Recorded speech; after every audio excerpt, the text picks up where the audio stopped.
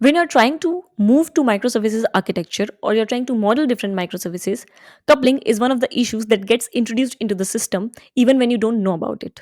It is better to know about the types of coupling before you start implementing microservices architecture so that you can be well informed and save yourself some trouble in future. If we talk about one of the basic building blocks of microservices, it is high cohesion and low coupling. What do we mean by high cohesion and low coupling? Cohesion means that the entities or the data or the business logic that needs to change together should stay in the same place or in the same service. And coupling means that how much knowledge service A has about service B. The more the knowledge service A has about service B, that means that those services are highly coupled. Our aim is to increase the cohesion and decrease coupling. But before we go into learning different types of coupling and how can we do that, let's try to understand why coupling is bad. Imagine an order warehouse. There are different type of people working in that order warehouse. Somebody is sticking the labels on the packages, somebody is just wrapping the packages, somebody is just picking up the packages and putting them on a conveyor belt. Now, if all of their responsibility is decided and they don't have to talk to each other, they can very easily ship an order. A box comes, one person closes the box, another person puts the label, third person keeps the box on another conveyor belt to move it forward. However, if these processes are not defined or if this whole chain is not defined, they might end up talking to each other.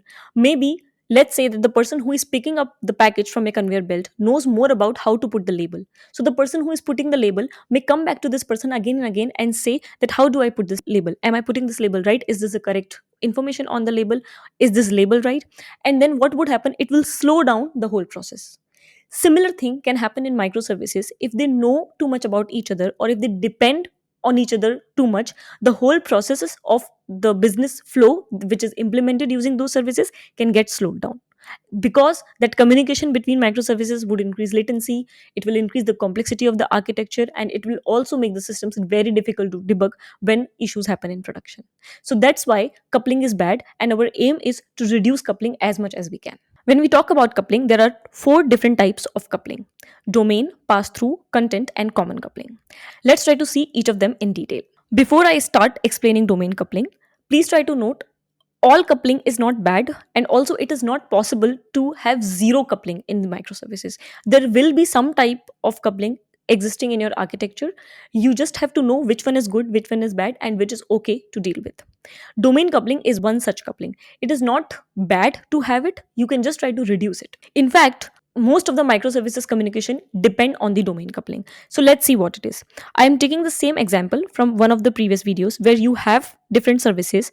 The user service is responsible to create the user account. However, it will talk to courses service to pair the user with those courses. It will talk to payment service to make the payment, and it will ask notification service to send email to the newly created user, right? This is known as domain coupling, where everybody is executing the functions of their domain, but they're depending on other services to execute their functions. User service is depending on the payment service to charge the user. It is not doing it on its own, but it does know that this is the job of payment service, so it is sending a request to payment service to do that. And this type of coupling is fine. The next type of coupling is pass through coupling. Let's see what it is. If you can guess it by the name itself, pass through coupling is that you're passing data through a service who doesn't need it. Okay, let's try to see it in detail. We have a user service. It is passing the user ID and the amount that the payment service need to charge from this particular user. Now, the user ID and the amount is the data that payment service actually needs from the user service in order to charge the customer. However, user service is also sending the email of this particular user to payment service. Why? Because then payment service, after making the payment or after charging the user, is using that email data and is sending it to notification service, which is fine, which looks fine. But see what is the problem here. Now, payment service has information of the customer email, which it might not need to have. There can be cases of other services and other data sets where this might not be acceptable. That is one problem with this type of coupling. This payment service is in the middle for no reason. Second issue is whenever something else changes in this data, let's say this is not just one field, this is a JSON which has many fields. Whenever something changes in this format, the payment service also has to be modified. It also has to know, okay, I have to parse different fields now. So when there is a situation that you have to make changes in user service and notification service, but since this whole data is being passed through payment service, you end up making change in payment service as well. And hence these three services are coupled now, right? This is the bad side of pass through coupling. However, it can be reduced by just making this data in a way so that no changes are required in the payment service. But otherwise, if we look towards the actual solution, we can consider separating this communication out. Let's see how. Instead of sending this email to payment service, once payment is done and payment service says, okay, the payment is done, you directly send a call to notification service saying that please send the email. Now, what would happen here? Let's say there are thousands of payments being made every every minute. Okay, every minute there would be thousands of API calls being sent to notification service. This all could be saved if we just send the email information in the event and payment service sends that information to notification via events, right? We are going to save so many API calls. So again, you have to weigh the pros and cons of both the approaches. The next type of coupling that we have is common coupling. Basically, that means sharing the data. In general, make it a thumb rule that you would never allow sharing of same database by two different services. At least not in the cases where both the services are reading and writing to the same database. As long as you have a situation where there are two services and they just read from a common database, might be okay. But if both of them are writing to the database and reading from the database, it's a straight no, right? This is the form of common coupling. I think we discussed this in the previous video as well, that it is fine if this is a data lake scenario or if this is an analytic scenario. But in general, if you have two different microservices which implement two different domains, it's better to have their dedicated databases. This approach, however, could be fine in case of static data. Let's say that you have just data, maybe some files or pictures, they are stored in a database or they are stored in S3. In that case, it is fine for both the services to read from it. And again, because those two services are reading from it, in that case, this kind of coupling is fine. But in general, whenever the writes come into the picture or two services making changes to the same database, that kind of situation happens, it's a no go.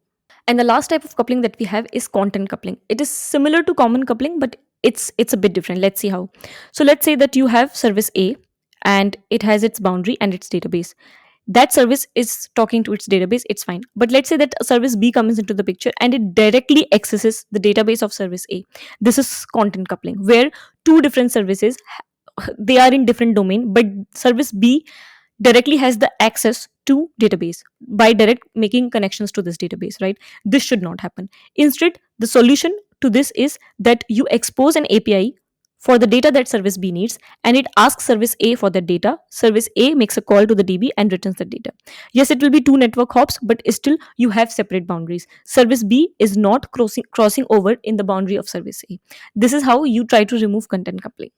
Now, to summarize, let's try to see how good or bad certain kind of coupling is. Domain coupling, as I said, is okay, it's fine to have.